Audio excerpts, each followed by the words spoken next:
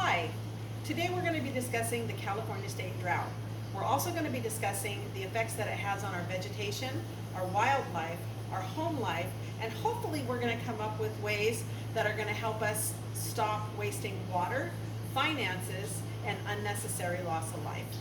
So according to waterology.org, we happen to be in the middle of a very rare climate change that is contributed to and attributed by the current drought that we're in. Now, regardless of your stance on climate change, I think we can all agree that we all need water for not only our wildlife and our vegetation, but to be able to thrive and sustain life here. With the ongoing fires that is using much of our precious water resources, it's only a matter of time before we just don't have enough to assist putting out any fires. For example, on November 8th, 2018, the California Butte fire burnt over 153,000 acres, and there were over 18,000 structures and buildings, homes that were burnt, and 85 people lost their lives. Now, we used over 500,000 gallons of water to fight that monster, with Americans using over 300 gallons of water per household per day. I did a little bit of math, and I figured out that that was enough water to sustain 10 families for over a year. So that's the statistics were according to campfire.calfire.ca.gov.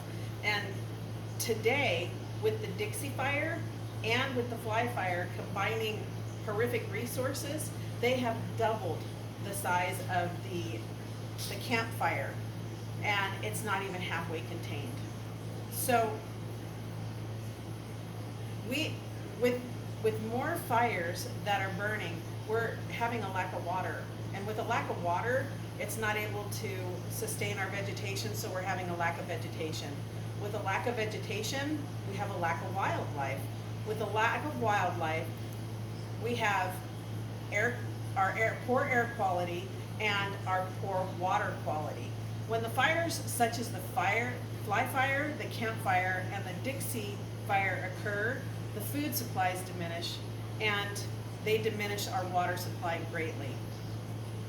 Also, the chemicals that are in the water make it undrinkable, and that goes to our ecosystem. It declines in the bird population, the trees die off, our life-sustaining force, that dries out. So what's happening now? Nearly half of the country is experiencing moderate to exceptional drought conditions, and this is expected to get worse, as we can see by the fires right now at the beginning of summer. And according to William Brigham at pbs.org, the western states are the ones that are the hardest impact, and it's only going to get worse. Across the American West, we simply don't have enough water to go around.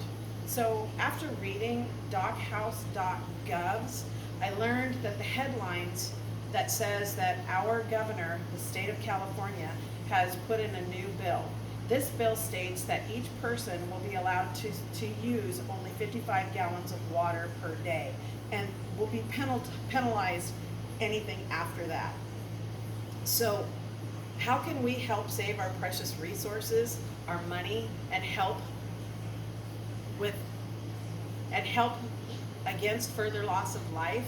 Well, I went to california.ca.gov and I found the top 50 things that we could do. I'm going to discuss the top 5 and wrap it up.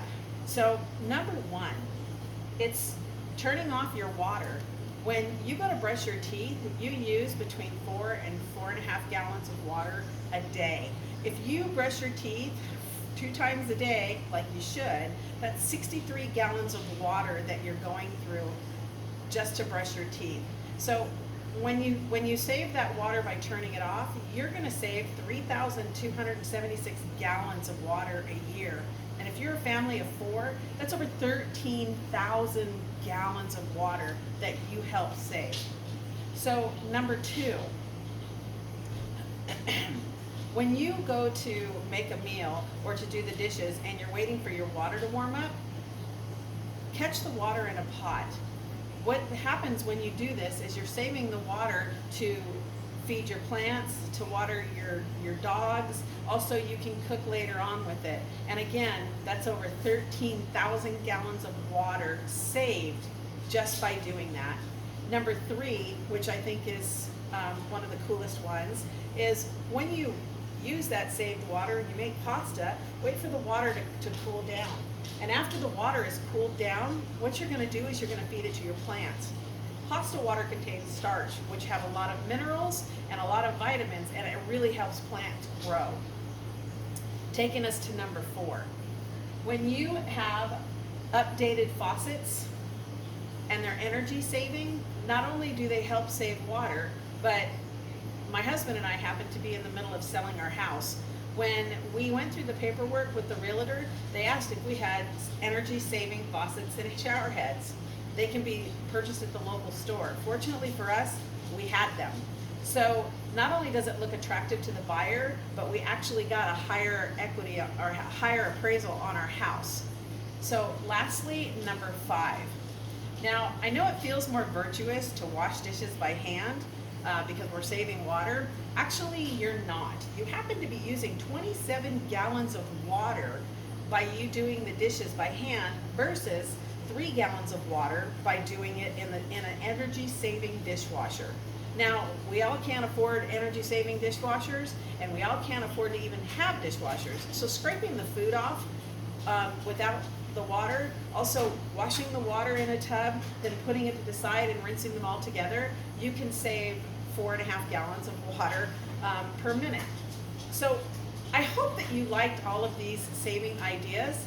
And if you would like further information, go to www.saveourwater.com. And that's all. Have a great day.